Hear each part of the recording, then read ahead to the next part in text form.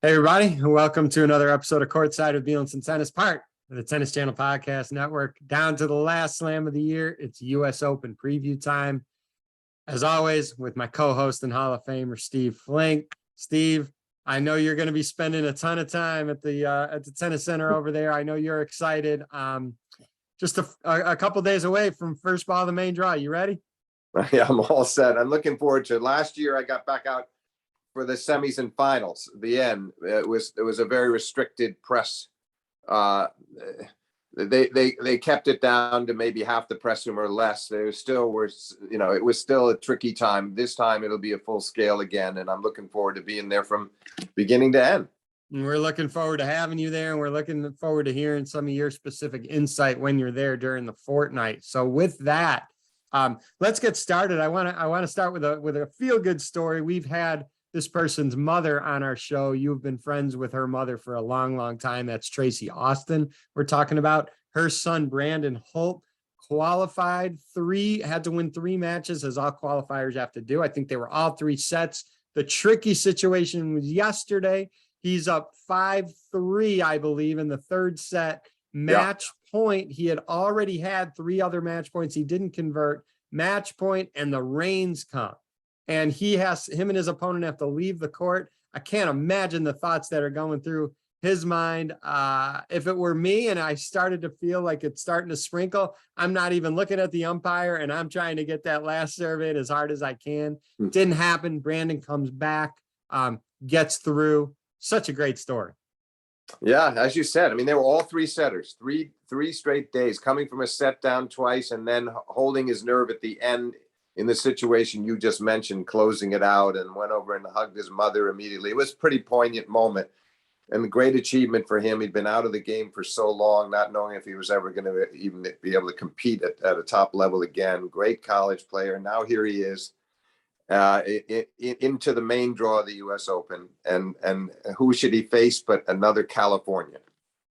Yeah, he faces Taylor Fritz. And, I don't think many people would expect Brandon to get through that match. What I will say is, both being from California, I'm sure Brandon has followed Taylor's career. And I'm sure at some point, I don't know this is a fact, but I'm sure they possibly hit, once or twice. I don't think Brandon will be in awe of Taylor because of what I just said. That said, Taylor's been playing pretty well. We expect Taylor to get through that match.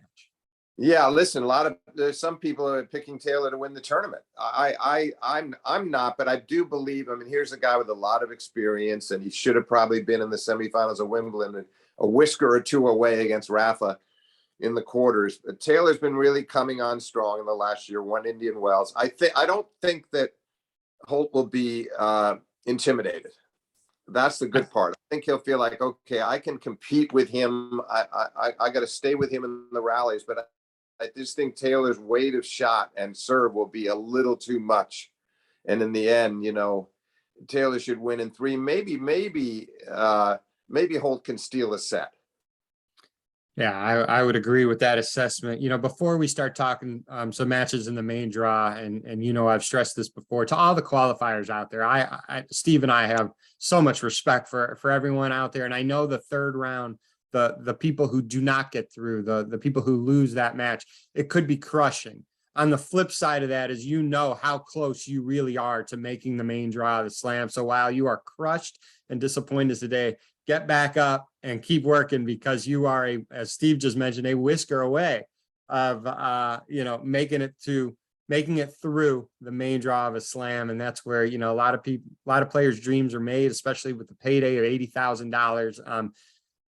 I love the Challenger Tour. I love seeing the lower level players compete, because the difference between that level and the main draw is not big at all. And I wish all those players the best of luck, and keep grinding. It's a beautiful sport, and sport can be brutal at times, but keep pushing, because you're not that far away. Absolutely. With that, let's kind of go to the main draw, and hey, we might as well start, because it's basically going to be the Serena show, as long as she can possibly advance in this tournament. I've said it before. I'm going to say it again now that the draw is out. I think this has the possibility of an Andre-like 3 rounds. What Andre did in 2006, where Andre won his first match against Andre Pavel. Then he played Marcos Baghdatis, who was seeded. Marcos wasn't the second seed like Serena's going to have to face, but that second seed, that match against Marcos was at night. Atmosphere, you were there, Steve, was electric. They did not let Andre lose that match. He got through. And then the third round was kind of like a day issue. There was a rain day. Previously, he played Benjamin Becker, third, fourth. The energy just wasn't the same, obviously. And Andre, kind of flamed out again. He was in a lot of pain. He wasn't nearly 100%. That can mirror what Serena can do. Looking at her draw, the second seed, Kontaveit, she's not been playing well. And I think if you asked many, she's really not the second best player in this draw at this time. No, absolutely. So, it's a little misleading in that sense. On the other hand, Serena's gone for the game for a year, from Wimbledon to Wimbledon, loses in the first round, wins one match in Canada, none in Cincinnati. So she's played 4 matches this year and won 1. It's not a lot of preparation.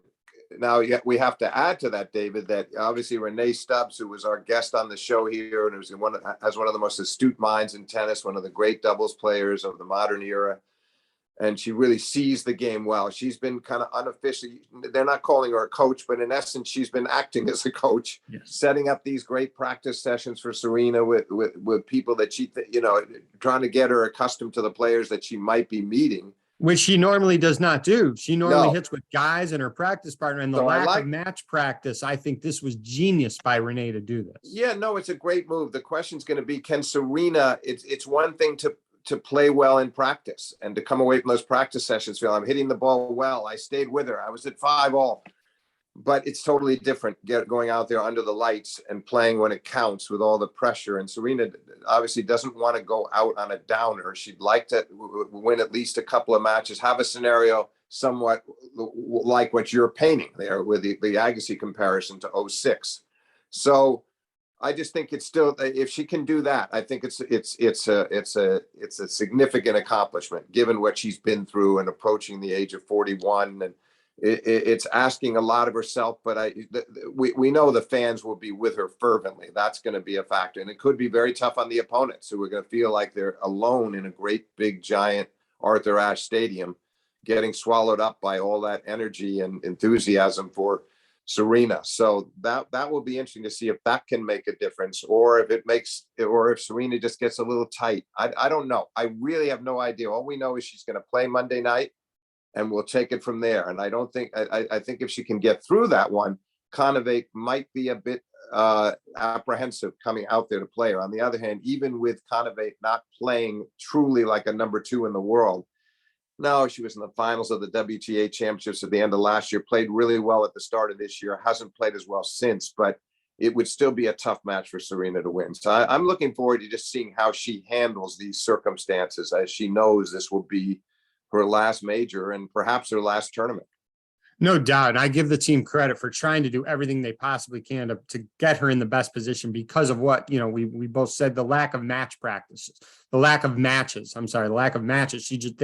She hasn't had them. And to see, even though the practice sets are way different than a match, is 100% agree, just to see the ball of some of her competitors instead of her usual practice partner can only help her. Will that help in the end result? We don't know. We shall see. Yeah, we also don't know what they gained, what they gained from seeing her in practice, that they're going to put into practice when they play her in an official match. It's fascinating to see how it all plays out. But I do think that Serena for a long time has been very fond of Renee Stubbs and has had great respect for Renee. And this is an interesting twist at the end here. And I think it was good judgment on her part to enlist Renee and to sort of allow Renee to be sort of chief of operations, getting things set up. And I'm really looking forward to Monday night. Well, there's another Williams out there that hasn't really been talked a lot about because Serena has overshadowed her, but Serena has an older sister, Venus Williams, and not much talk about Venus at all. She has a tougher draw than her sister and Serena. Venus, she has Radekanu right there. She has Sabalenka right there. She's got a tough go in her draw, but it just kind of, I don't know. This very well could be Venus's last U.S. Open. She hasn't made any type of announcement like Serena has, but hasn't had nearly the amount of publicity as her younger sister Serena has. But the New York crowd will also be behind Venus 100% as well. Well, they will. And I mean, obviously she's a very different personality from her sister. She's much more low key on the court, intense, but not an explosive personality. And so I think the crowds have always enjoyed the contrast in the personalities, even though Venus's and Serena's games are quite similar. And I don't think that Venus is going to base her decision to when she's going to stop on just on Serena. I think if she feels she's got another year left in her and would enjoy going out there next year and playing all the majors and seeing what she could come away with, and maybe a few decent wins along the way, she just might do it. And again, I don't know what the state of how she feels about her body right now, whether, she physically, she feels she has it in her at 42 to compete in the highest levels of the game. But again, it'll be interesting to watch her at this tournament too. And I think the fans are they may not, the level of it may not quite rise to the level of the appreciation they're going to show for Serena, but they're still going to be very sympathetic to Venus and cheering her on with effusively as well. So that'll be fun.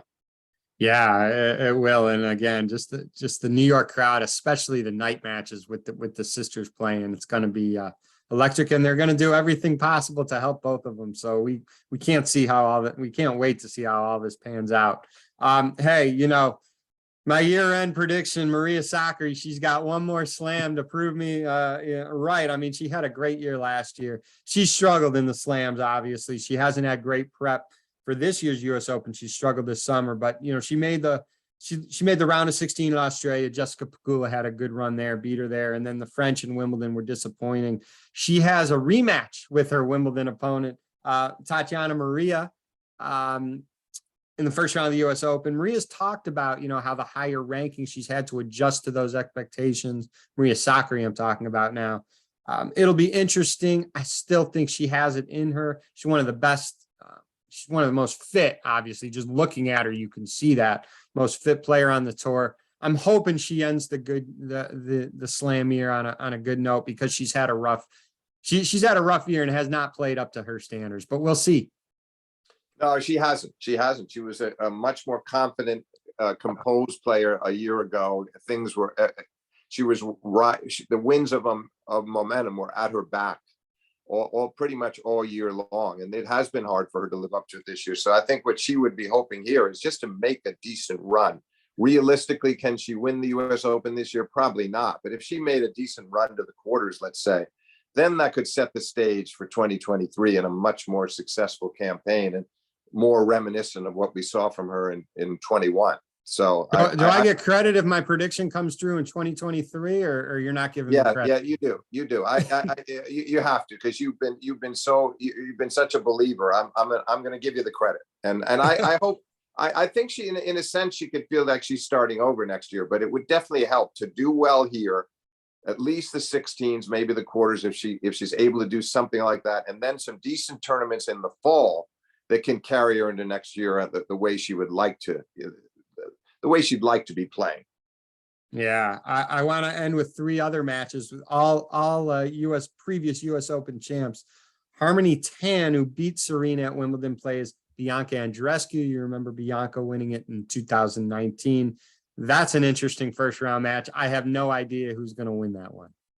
Well, Bianca's had her share of injuries again lately. It's so frustrating to watch her. You see her when she's healthy or near her best physically, and she can do some extraordinary things on the court. I mean, her second serve returns are phenomenal. She's a great match player, a lot of versatility, not all power, but she can be very precise with her shots. I love the way she plays, but she has to be moving well. She's got to be injury free. And Tan's not going to give her any rhythm, Steve. No, Tan's not going to give her. Tan breaks up everybody's rhythm, and that's why she beat Serena at Wimbledon. That could happen again. But I do think that if Andreescu is pretty close to her best physically, I like her chances. And you brought up 19. That was such a spectacular campaign, and then she withstood an amazing comeback in the second set from Serena. who was 5-1 down and almost stole the second set. But Andreescu had the poise to hold on and win that set and take the title. And we want to see that kind of tennis from her again. She's a long way from it now, but I guess I give her a slight edge in this first round match, provided that the trainer does not appear on the court. Right. Well said. This next match, if I told you this was going to be a first round match a couple of years ago, you would have laughed in my face. It's Naomi Osaka versus Danielle Collins. Shame for both of them that they got to play each other in the first round. It is. And that Naomi, she's in this predicament because she just hasn't been able to get on a roll. We saw her in the final in Miami. We'd hoped at that time, David, that was going to get her rolling. It really didn't. It's an important match for her. I think she's going to have a very tough time with Collins. I'd almost call it a pick 'em match, because Collins returns her very, very well. And she's going to be really going after Naomi's second serve. And I think that may end up being the key to the match. I see it as a 3-setter, very close either way. I might even lean slightly toward Collins. Yeah, I think many others may be leaning your way as well. Now that'll be an interesting first rounder to watch. Got to end with the previous year's champ, Emma Radekanu. She finally put together, even I would say 3 good matches in Cincy, even though she lost the third one to Pegula. That was a good week. We talked about it on our previous episode. She plays Cornet, and Cornet's tricky. That's not going to be easy for Emma at all. No, Cornet is one of the wiliest veterans out there, and she will be very familiar with Emma's game.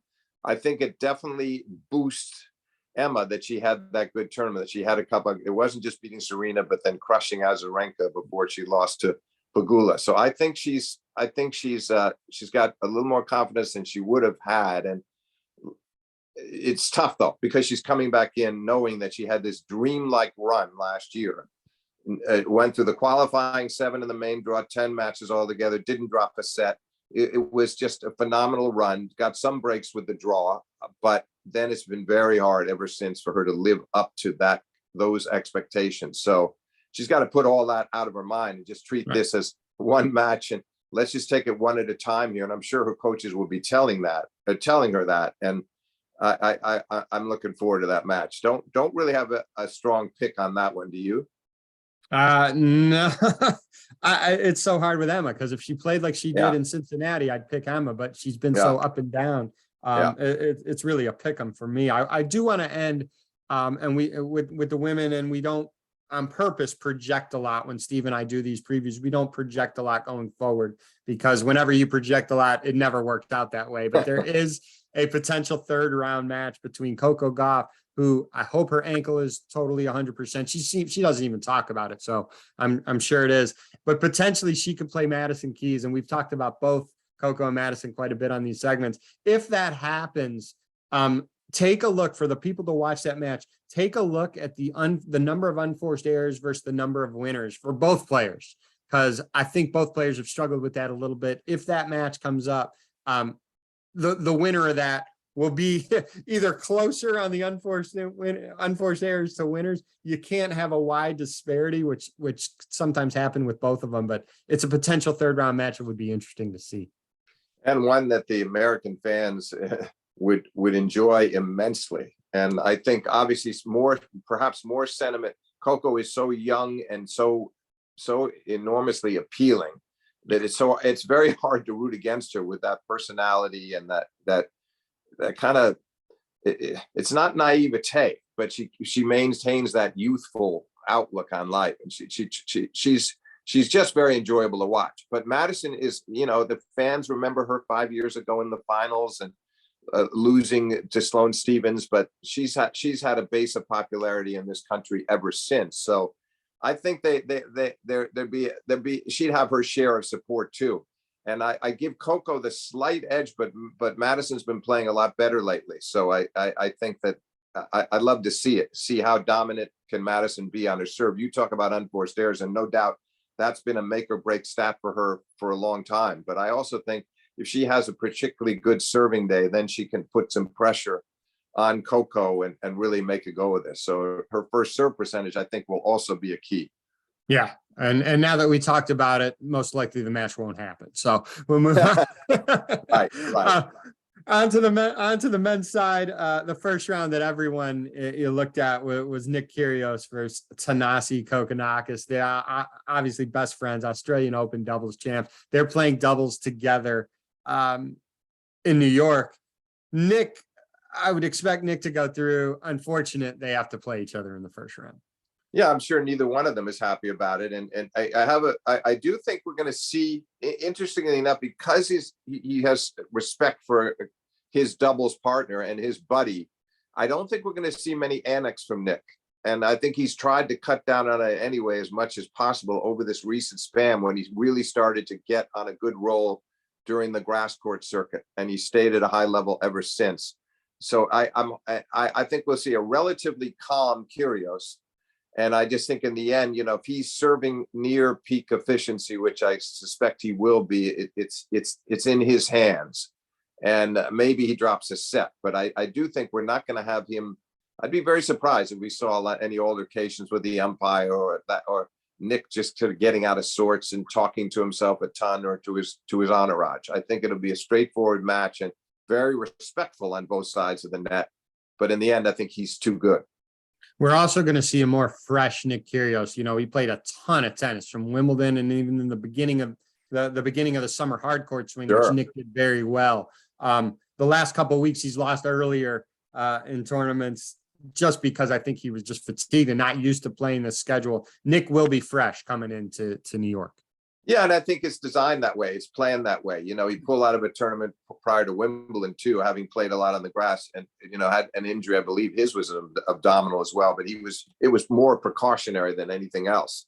And I do think in the back of his mind, he always wanted to be sure. He saw that he was able to peak at Wimbledon and get all the way to the final and take a set off Djokovic. I just think that's how he's looking at this. He'd like to be at his best, and he knows in best of 5 is going to be a lot more rigorous than it was during the summer in best of 3. But he potentially could play Medvedev, who he beat over the summer again here in the round of 16. That would be a lot of fun to watch. And I think if it did happen, Nick would need to prevent it going from becoming a long, drawn-out skirmish, because it goes 5. I would like Medvedev's chances if they were to meet. But we're all kind of looking forward to the possibility of that confrontation. Agreed. And let's talk about 2020 U.S. Open champ Dominic Thiem, again, a guy who's struggled with injuries since. He plays Carreño Busta in the first round. Another tough match for both guys. I think Dominic had a good week in Winston-Salem. Hopefully his confidence is getting better. Interesting first round matchup there. Yeah, I mean, if Thiem were able to prevail in that clash, I think it would be a very, very good sign, because Carreño Busta, of course, won the biggest prize of his career over the summer on the hard courts, and it's a big boost for him coming into the Open. He's a guy that knows a couple of years ago that he was right in the thick of things in the semis of the Open, and two sets up against Zverev for a place in the final. He wasn't able to finish off that match, and or else he would have played Thiem in the finals had he won. So I just feel like he's going to make Dominic hit a ton of balls. Yes. I mean, we know what a brick wall Carreño Busta is, and I just think the question is Dominic going to be sharp enough to hit through him, to be able to create openings to hit winners? Is his serve going to be effective enough? I just think going in, I have to like Carreño Busta's chances, but I'd be thrilled for a team, or for the prospects for Thiem, if he managed to get a win there, because that would be a sign that his game is coming around significantly. And I don't know if Diego Schwartzman signed up for this year's Laver Cup, but I know they have in the past.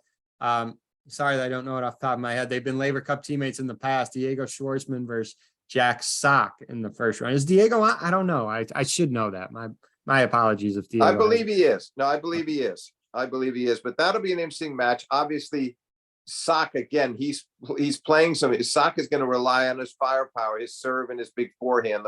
That's his 1-2 punch. The question is Diego is such a great counterattacker. He's such a great returner, one of the best returners in the sport. So Jack will really, and again, can Jack stay with him physically over best of 5? That's the question. That's what I was going to say. You know, he's a big match player, Jack, and he can come out on fire. You remember what he did against Sasha Zverev in last Yeah, year's US Open before right. Sock got hurt. He But can that's the play thing, David. That's the incredibly thing. tough. That's what worries me again, is something Yep. similar to that, where he starts off strong, he's blazing at the beginning and firing away on all fronts, hitting winners, serving aces, and setting the tempo. But then, that's one set. And what about, Right. he's got to win 2 more. And I just feel like Diego's going to make him play and keep count. And I over best of 5, I still like Schwartzman, but it's a match that, again, the crowd will get behind Sock. He's the American.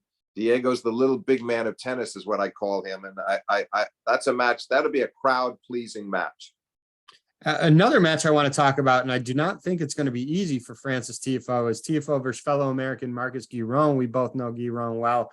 Giron's good. He's gonna battle Francis. Giron doesn't get a ton of fanfare, but he's not going to make it easy on Francis. I expect Francis to win that match, but that's going to be if you're out there in New York and you have an opportunity to watch that match, go watch a little of that, because it's going to be entertaining.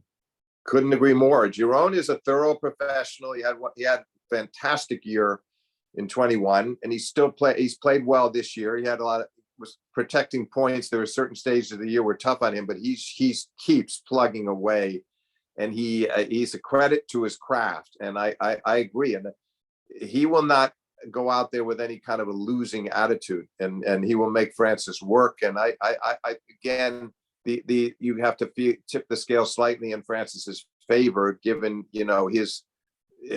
his stature in the game, but he will have to work for this win. And Giron will be a tough out, as they say. Yep, agree. And as a fellow Midwesterner, I have to pub this one match up. J Wolfe versus Batista Goot. JJ, he almost beat Dominic Thiem in Winston-Salem. He had a couple match points. I think he was up 6-4 in that third set breaker. That as a Midwesterner, we've followed JJ for a long time. Obviously, had a great career. He's from Ohio, had a great career at Ohio State. He's playing pretty good. I'm not sure he can get past Batista Goot, but I'm definitely going to be watching that match. David, the Batista Goot of 2021 or 2020, I think he's maybe slipped down a notch this year, looking at his level of play thus far in the year. On the other hand, he's again one of those great old line professionals, and he's another one that's just going to get so many balls back in play. He will not beat himself, so it'll be incumbent upon JJ to come up with, create the openings and finish and earn this win based on his own power and consistency. It's asking a lot. I don't think I would pick him going in, but again, if he got on some kind of a roll and the crowd got exhilarated, which they would, and atmospherically in New York, it's the best possible place for him to play Batista Goot. I would like that match more in JJ's favor if it was 2 out of 3 than 3 out of 5. No doubt about it. Again, that's the issue, and it can become a war of attrition and become a physically very demanding match that and it goes past 2.5, 3 hours. Then you have to like Batista Goot considerably. Yeah, we're gonna end with Rafa, but before we talk about Rafa, there is a potential second round. American tennis fans will like this one, of Tommy Paul and Sebastian Corda. Potential second round match. That'll be interesting. Tommy has played at a high level, highest level of his career. I feel like there's still little dips when he has opportunities to really make it to that next level. Sebi, he's struggled with injuries a little bit up and down, but we all know the potential of Sebi. That would be a fun second round match if they play. Oh, great to watch. And granted, you'll have a divided crowd, 2 Americans. They'll support them both. Yeah, I would say on recent form, I would lean maybe the slightest edge to Tommy Paul, but Corda, again, you hope that his body holds up, because as you alluded to, there've been some injuries, and it has slowed him down a bit over the last year in terms of his progress. But hopefully he's fully fit for this one, and then potentially that's a 5-setter. Yeah, I'm looking at my notes here because we want to end with Rafa, and I just wanted to review it one more time. I mean, I'm looking at his draw, Steve. there's not anybody in there that really scares me. Again, if Rafa is healthy, he's got a great draw. And for those that pick him to win the tournament, I mean, he very well, number 23 could be in his back pocket when this is done. Well, listen, I had the same gut reaction when I looked at the draw. The first thing I thought of was that Carlos Moya and his camp were smiling because they know that he didn't get, as it's been such a problem for him over the last year, he didn't get the preparation he might have wanted, and only one match. He lost it. He lost that Borna Coric match in Cincinnati. He wasn't able to play in Canada. So it doesn't have the hardcore preparation he wanted, but he will easily be he'll, unless the abdominal acts up. And he does keep talking about the serve, and you can tell he's still concerned about serving full force. But having said that, it's a very comfortable draw. And there's nobody in his quarter that I could see beating him, including the potential seed that he would meet in the quarters would be Cam Norrie. I just don't see it. So then then you'd look at Rafa, seemingly a healthy Rafa goes to the semis. It's inconceivable to see him losing before the semis. Then we'll see what happens, because it could be a match with his compatriot Carlos Alcaraz, which would be a fan's delight. But I think by then Rafa would probably be playing his best tennis. He's got 5 matches under his belt to get to the semis. By then, I think he's going to be feeling like he's in control of his own destiny. And yeah, I agree. I think he's just his biggest thing right now, especially up until the latter stages of the tournament, is health. If he's healthy, he should get through, looking at his side of the draw. And also, the other thing about him, David, is think about it. He won his 3rd title in 2017.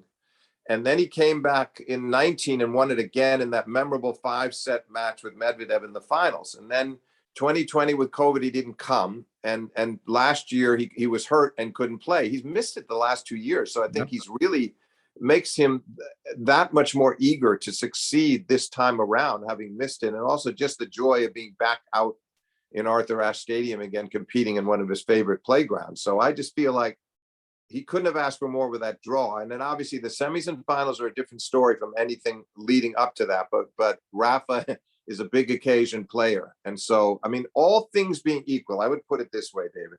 I think the kid's chances, just projecting a little bit down the road, Alcaraz is going to be, he's going to be a central player in this tournament, in my view. Medvedev's going to fight hard to win, to hold on to his title and defend it. But I'd say all things being equal right now, I'd pick Nadal to win the tournament.